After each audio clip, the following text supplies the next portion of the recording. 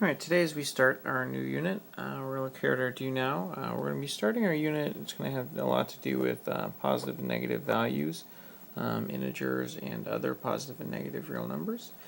So looking at this, our first one just gets us thinking about how positive and negative numbers relate to the real world. This asks us for which is the value that best represents the location of an object that is 4 feet below sea level. So it's below sea level. If we think about a number line, looks like this. Maybe this is our sea level. This would be 0. We have 1, 2, 3, -1, -2, so on, and these would be positive values. So below sea level is going to be down here somewhere. So we're looking at -4 feet. Which of the best represents your net worth when you owe a friend owe $5? Just kind of gave it away there.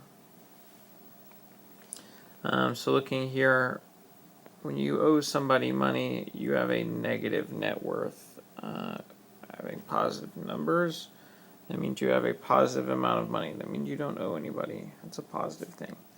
Which value best represents your profit when you earn $5 selling an item? So if you earn $5, that's a positive thing. That means you're going to end up with a positive value. All right, moving on. Let's look at our aim for today. Today's aim, Kipsters will be able to identify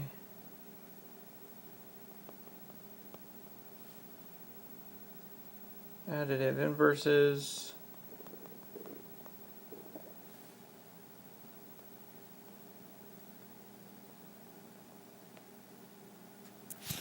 and add integers using a number line.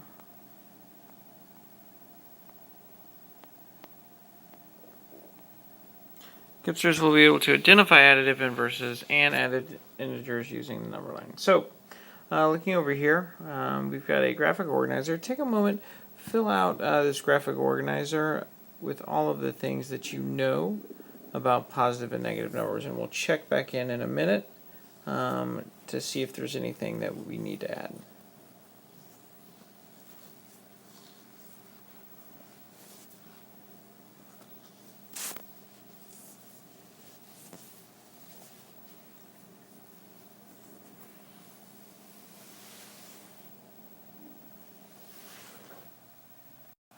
Okay, let's look at this list really quickly. First of all, we have numbers that are left on a number line, or left of 0 on the number line, are negative. That means drop, decrease, or below 0. They use a negative symbol and are the opposite of positives. Over here, thinking about positive numbers, they're right on the number line. They mean gains, increases, or above 0. They show with no sign. They're the opposites of negative numbers. One thing that's in common is that they're both on a number line. So as we look at this, if we use a number line, counting up is going to correspond to positive values,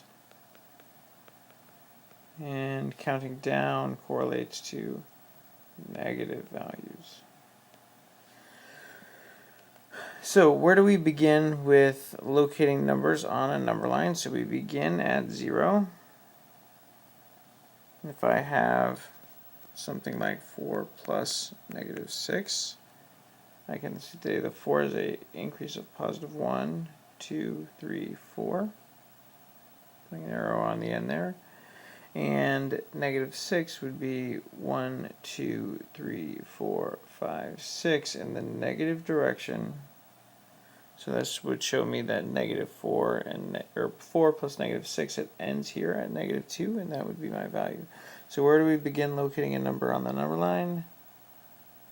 Start at 0.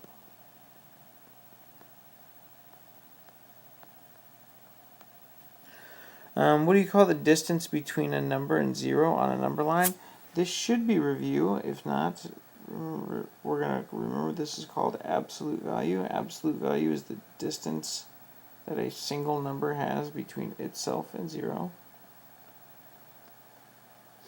And what is the relationship between 7 and negative 7? Well, there's a lot of different things that you can say here. They're opposites.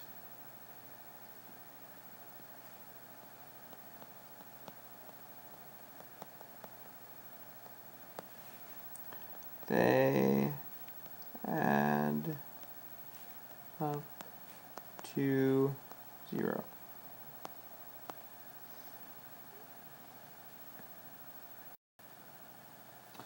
Alright, moving to the other side. What is the sum of the cards on the value? Use counting on method to provide the number line to justify your answer. So we're starting with 5, so our starting point here is at 0, and we're going to increase 1, 2, 3, 4, 5. 0 plus 5 gives me 5. And a negative 5. 1, 2, 3, 4, 5. And this is where we kind of see that idea that a positive 5 and a negative 5 add up to 0, and that they are opposites. Then we have a negative 4, so from there we need to go 1, 2, 3, 4.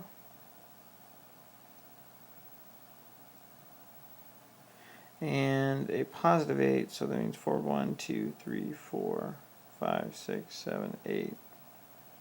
That's going to end us at 4, which means our value should be positive 4.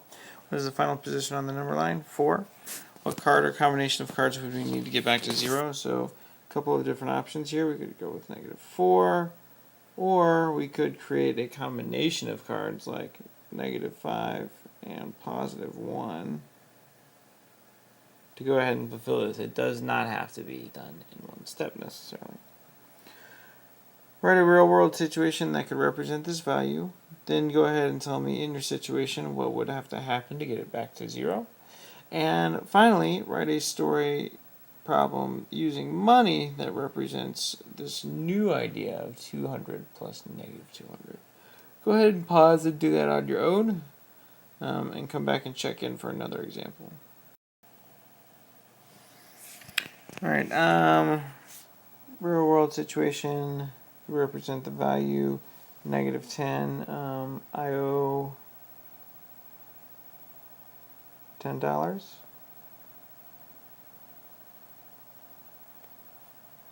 In your situation, I would have to get it back to 0. So I would have to get $10 or pay back $10. Write a story problem using money that represents 200 plus negative 200. So I start with $200.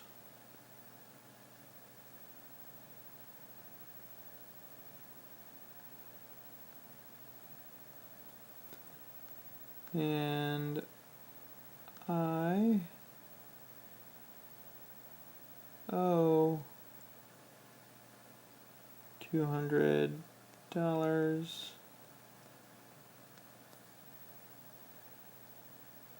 for fixing my bike.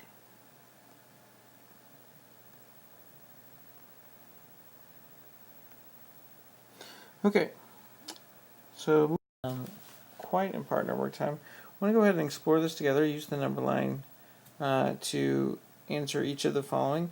How far is 7 from 0? So if we think about 7 and 0, this is 7 in the positive.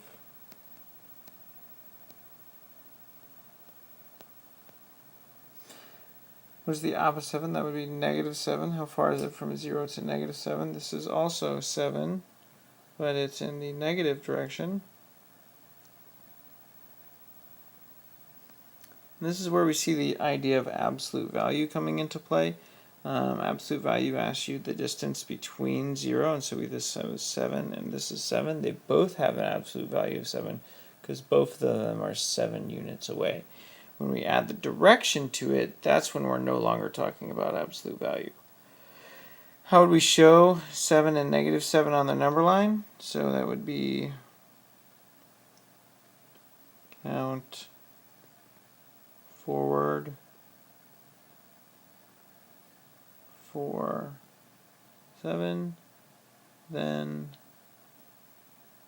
backward.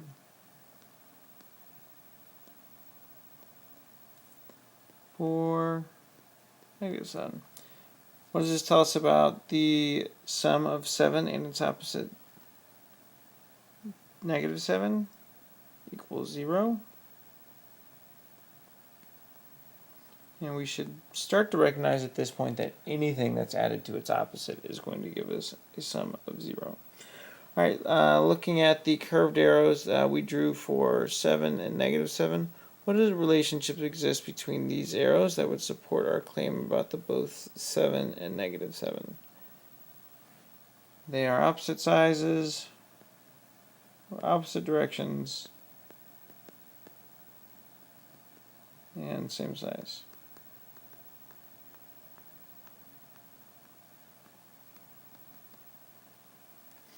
Alright, do you think this will hold true for any sum of numbers and its opposite? Yes, because they would always be the same size, just in opposite directions. Alright, coming over here, what is the sum of the card values shown? So I want you to use the counting on method to go ahead and do this. Go ahead and pause the video and do this on your own before you can check it with me.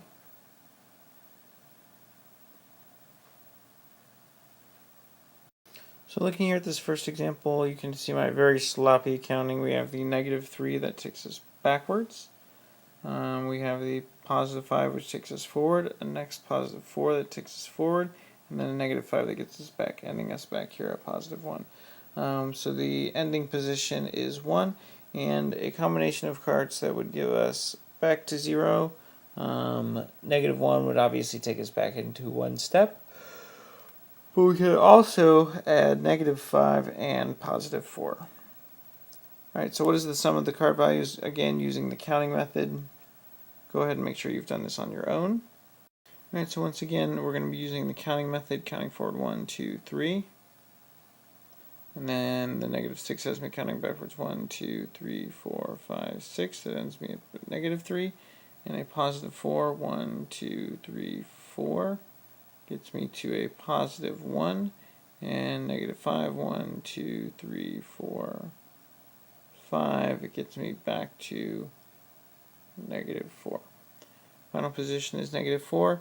Combination, I need something that's going to sum up to 4, so I could go with +4, or something like 8 and -4, because we would be going forward 8, that would take us past the 0 and then back to 4.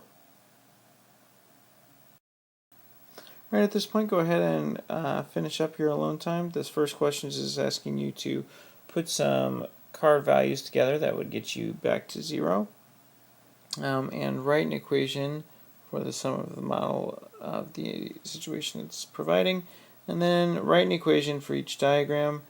Go ahead and do that in spaces here off to the side. And tell me about what's the same and different about those equations.